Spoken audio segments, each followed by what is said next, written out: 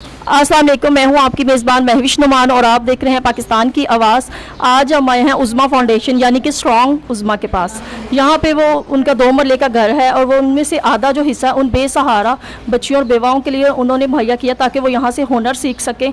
उन्होंने कढ़ाई सिलाई का काम, पार्लर का काम और ड्रेस मेकिंग का काम यहाँ पे बच्चियों को सिखा रही हैं ताकि वो हुनरमंद हो सके और अपने घर वालों का सहारा बन सके। आइए उनसे बातचीत करते हैं और उनसे पूछते हैं, और आज हम बच्चियों से भी बातचीत करेंगे और उनसे पूछेंगे। तो अभी हम बात करेंगे उज़्मा जी से और उनसे पूछेंगे वो उज़्मा से स्ट्रॉन्ग उज़्मा कैसे बनी और किस तरह उन्होंने ये सफ़र तय किया और उसके बाद उनके ज़हन में कैसे ये ख्याल आया कि वो बेसहारा बच्चियों का सहारा बने। अस्सलाम वालेकुम उज़्मा जी, कैसी हैं आप? जी वालेकुम अस्सलाम, मैं बिल्कुल ठीक हूँ, आप सुनाएं। सॉरी आज मेरा थोड़ा गला ठीक नहीं है तो आवाज़ सी आ रही, अक्सर ख़राब हो जाता है। जी मैं ठीक हूँ, आप बताएं। अच्छा उज़्मा जी, आप मुझे ये बताएं कि कैसे ये जहन में आपके ये आइडिया क्लिक किया और आप उज़्मा से स्ट्रॉन्ग उज़्मा कैसे बनी? जी उज़्मा से जो स्ट्रॉन्ग उज़्मा बनने का सफ़र है वो तकरीबन उसमें मुझे 15 साल लगे ज़िंदगी के, यानी कि मैंने 15 साल बड़ी मुश्किलों में गुजारे, बड़ी टफ़ लाइफ गुजारी, स्ट्रगलिंग लाइफ, स्टडी, अपना मेडिकल स्टोर, बीमार हस्बैंड, तो सब कुछ देखते हुए तो फिर एक दिन जब मेरा चैनल बना तो फिर मेरे बेटे को ये ख्याल आया, उसने कहा कि मेरी मामा जो है वो स्ट्रॉन्ग है, तो उन्होंने मेरे बेटे ने ये नाम मेरा रखा है स्ट्रॉन्ग उज़्मा। उसको लगता है कि मेरी मामा बहुत स्ट्रॉन्ग है और उसने सारी ज़िंदगी बड़ी स्ट्रगल से लाइफ गुजार के और पेशेंस के साथ इस सफ़र को तय किया, तो इसलिए इसका नाम स्ट्रॉन्ग होना चाहिए।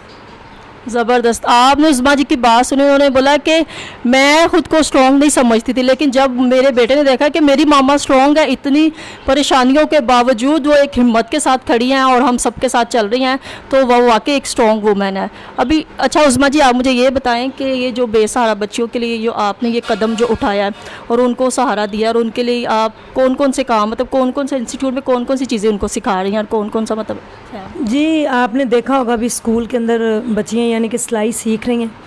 बेसहारा बच्चियों के लिए मैं इसलिए बाहर आई क्योंकि जब मैं बेसहारा थी तो मुझे किसी ने सहारा नहीं दिया। मैंने चारों तरफ देखा, दुनिया में कोई तो हो, कोई मुझे सहारा दे, कोई मेरी फ़ी पे कर दे, मैं पढ़ना चाहती हूँ, कोई मुझे स्किल सिखा दे, कोई कुछ तो करे, लेकिन किसी ने भी मुझे कोई सहारा नहीं दिया, किसी ने मुझे मोटिवेट नहीं किया, किसी से मैं इंस्पायर नहीं हुई, मैं अपने आप से खुद ही इंस्पायर हुई। तो अब मैं जब पीछे मुड़ के देखती हूँ ना कि सब कुछ जो मैंने इतनी अचीवमेंट्स की हैं, सब कुछ मैंने अचीव कर लिया है, तो मैं देखती हूँ कि पता नहीं मेरे जैसी कई उज़्मा बेसहारा हैं, तो मुझे उनका सहारा बनना चाहिए। इसलिए फिर ये मेरे दिल में ख़्याल आया कि क्यों ना मेरे पास ये 4 कमरे हैं, तो 2 कमरों में मैं खुद गुजारा कर रही हूँ, 2 जो मैंने रेंट पे दिए हुए हैं ये खाली करवा के, तो इनमें मैं एक छोटा सा स्कूल बना के लड़कियों को स्किल सिखा दें जो पढ़ी लिखी नहीं है। चले उनके पास स्किल आ जाएगी, सिलाई स्कूल हमने खोला है, वहाँ पे वो सिलाई सीख जाएंगी और जाके आगे वो अपने कपड़े सिलाई करके अपने घर को यानी कि चला सकती हैं, अपने ख़ानदान की कफालत कर सकती हैं। तो मैंने अपनी ज़िंदगी को मद्देनज़र रखते हुए अब मैं कई औरतों का सहारा बनी हूँ और अल्हम्दुलिल्लाह अब हमारे पास 20 लड़कियाँ आ रही हैं, टोटल 10 मशीन्स हैं और उसके ऊपर 2 शिफ्ट में काम हो रहा है, 10 सुबह आती हैं, 10 फिर सेकंड शिफ्ट में आती हैं। तो माशाल्लाह 20 लड़कियाँ जब 3 माह का कोर्स करके जाएंगी तो उसमें आप ये सोचें कि 20 ख़ानदान जो हैं वो बारोज़गार हो जाएंगे। जी अच्छा, आप मुझे ये बताएं कि अभी तक आपने कितना काम सीख लिया और कितना मतलब आपको किस चीज़ में, मतलब किसी चीज़ में मुश्किल पेश आती है? नहीं, मुझे कोई मुश्किल नहीं आ रही, मैं मुकम्मल मतलब के तो जो है सिलाई कर सकती हूँ। अस्सलाम वालेकुम, आपका नाम क्या है? वालेकुम अस्सलाम, मेरा नाम नुशीन है। अच्छा, तो नुशीन आप कितनी देर से यहाँ पे काम सीख रही हैं और कितना आपने काम सीख लिया है? हमें 1 महीना हुआ है, लेकिन हम बहुत कोशिश कर रहे हैं, बहुत अच्छा सीख रहे हैं और इंशाल्लाह अल्लाह पाक हमें कामयाब करे। ज़बरदस्त। और अच्छा जी ना, आप मुझे ये बताएं कि यहाँ पे आपको कोई मुश्किल या कोई काम सीखने में कोई प्रॉब्लम तो नहीं नज़र आती कि मुझे ये समझ नहीं आ रही, या टीचर भी सिखाने वाले आपके कैसे हैं? टीचर भी हमारी बहुत अच्छी हैं, वो भी बहुत हम पे मेहनत कर रही हैं, लेकिन हम पूरी कोशिश कर रहे हैं सीखने की। ये देखिए, आपने एक और बच्ची की बात सुनी, वो कह रही हैं कि टीचर भी हमें बहुत कोऑपरेट कर रही हैं, हमारे साथ बहुत ज़्यादा हमें टाइम दे रही हैं, ताउन कर रही हैं और मेहनत कर रही हैं कि ताकि हम यहाँ से कुछ सीख कर ही निकलें। अच्छा उज़्मा जी, आप मुझे ये बताएं कि इस कोर्स में जो आप कह रहे हैं कि इसमें क्या दुरानिया हफ्ते में कितनी दफ़ा ये क्लास होती है और कौन कौन से आपने टीचर जो अपॉइंट किए हुए हैं? जी ये डेली क्लास होती है, इसमें हम फैशन डिज़ाइनिंग और फ़िलहाल ये कटिंग और सीविंग सिखा रहे हैं, ठीक है। तो डेली क्लास होती है, 6 आवर्स की क्लास है, 3 आवर्स की फ़र्स्ट टाइम, फर्स्ट शिफ्ट में और 3 की जो है ना सेकंड शिफ्ट में। टीचर हमने प्रोफेशनल हायर की है, प्रोफेशनल टेलर है वो, उसको हम सैलरी देते हैं। मेरे साथ 5-6 लोग हैं, वो मिलके इसको चला रहे हैं हम, यानी कि किसी से वैसे मैं कहती नहीं हूँ कि मुझे डोनेट करें आप, वैसे 5-6 लोग हैं तो वो मुझे थोड़ी डोनेशन भेजते हैं, उससे हम ये सर्किट सारा चला रहे हैं। तो वीक में डेली ये क्लास होती है और 3 मंथ्स का ये कोर्स है, जिसके अंदर यानी कि जब लड़की सीख के जाएगी इंशाल्लाह तो जो सबसे अच्छी प्रोफेशनल टेलर बनेगी उसको फिर हम साथ एक सिलाई मशीन भी गिफ्ट करेंगे। ज़बरदस्त। आपने उज़मा जी की बात सुनी कि वो कह रही कि जब उनका ये कोर्स कंप्लीट हो जाएगा बच्चियों का, तो हम उन्हें इनाम के तौर पर गिफ्ट करेंगे एक मशीन भी, ताकि वो अपना रोज़गार जो वो चला सकें। अच्छा उज़मा जी, आप एंड पे क्या मैसेज देना चाहती हैं उन औरतों के लिए जिनके हस्बैंड्स उनको छोड़ देते हैं, या घर में कुछ ऐसी मुश्किलात आती हैं, शोहर का साया सर पे नहीं रहता, तो वो किस तरह स्टैंड ले सकती हैं, वो किस तरह इस चीज़ को हम मुआशरे में आगे बढ़ा सकते हैं? कि आप इसके बारे में कुछ स्ट्रॉन्ग सा मैसेज देना चाहती हैं, जैसे कि आप खुद स्ट्रॉन्ग हैं?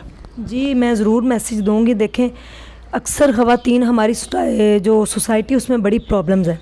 वो इसलिए कि औरत को लोग पाँव की जूती समझते हैं, और कुछ लोगों का ये ख्याल है, कुछ लोग मेरे पास आए थे उस दिन, तो वो लड़की कह रही थी कि मेरे हस्बैंड कहते हैं कि औरत को तो होना ही नहीं चाहिए, ठीक है। हालांकि औरत की वजह से घर बनता है, उसकी वजह से आगे नस्लें चलती हैं, और औरत ही पूरे ख़ानदान को समेटती वही चलाती है।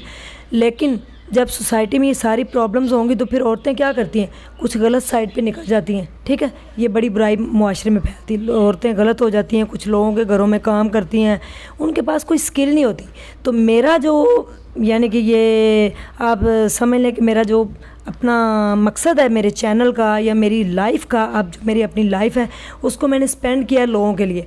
तो मैं ये चाहती हूँ कि हर औरत के पास स्किल होनी चाहिए। फ़र्स्ट ऑफ़ ऑल तो उसके पास एजुकेशन होनी चाहिए, कि वो एजुकेट हो, उसके घर वाले उसको एजुकेशन यानी कि लाजमी दें, क्योंकि बेटी के मुकद्दर का कुछ पता नहीं होता कि आगे जाके क्या हो।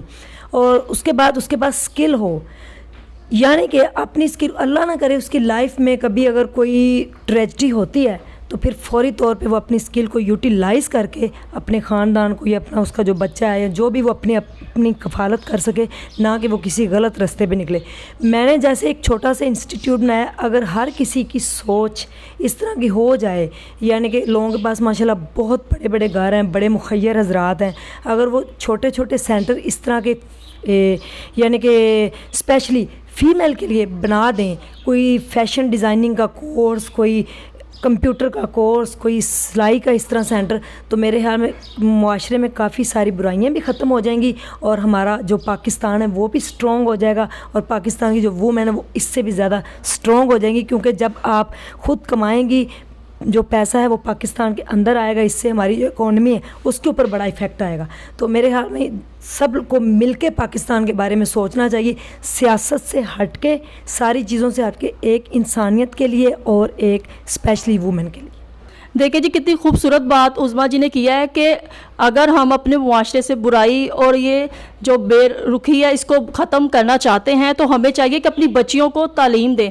अगर वो एजुकेटेड होंगी तो वो मुआशरे में एक अच्छी मिसाल बनेगी और अपना रोज़गार चला सके। और उन्होंने ये भी एक बड़ी खूबसूरत बात कही कि जो मस्जिद हजरात है अगर वो चाहें तो वो इन बच्चियों के लिए, देखें कि उन्होंने अपने 2 महल्ले के घर के अंदर उन्होंने ये छोटा सा इंस्टीट्यूट जो स्टार्ट किया, यहाँ से काम, और यहाँ पर वो कई बेसहारा बच्चियों का सहारा बनी। और अगर इसी तरह हर बंदा स्टेप ले तो हमारा जो मुल्क है उसमें बहुत ज़्यादा तब्दीली आ सकती है, और हमारे मुल्क के जो हालात हैं और जो बेसहारा लोग हैं उनको बहुत ज़्यादा सहारा मिल सकता है और वो अपना रोज़गार चला सकते हैं इज़्ज़त के साथ।